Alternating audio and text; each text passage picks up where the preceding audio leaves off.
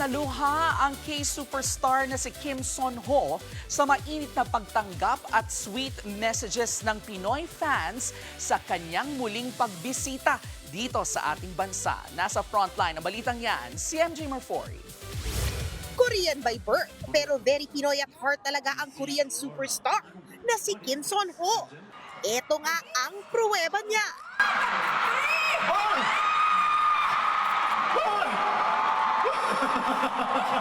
Hoy, pre!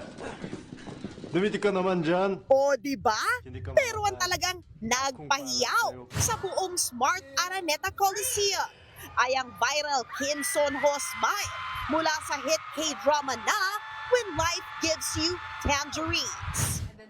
Isang supernatural kilig talaga ang dala ni Oppa Son-ho sa kanyang pagbabalik Pilipinas after 2 years para sa Love Factory fan meet hatid ng Ovation Productions.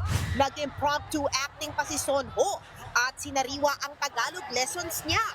Lalo na at talagang sinasama niya ang Filipino sa mga projects niya gaya ng The Child at ang Can This Love Be Translated kung saan marami siyang Filipino lines.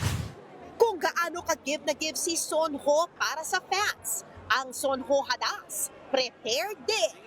Ang isa ngang ito, dumating na para bang ready ng mag-I do kay Son-ho. Sa sobrang pagmamahal na ipinaramdam sa kanya mula sa birthday greetings hanggang sa sweet messages, naluha si Son-ho. Ito na ang ika-4 na beses na bumisita si Son-ho sa bansa para bisitahin at pakiligin ang kanyang Filipino Son-ho Hadas. Kim Son-ho, sarangheyo! Nagbabalita mula sa Frontline. MJ Marfori, News 5. Mga kapatid, Jervy Wrightson po. Eto na nga.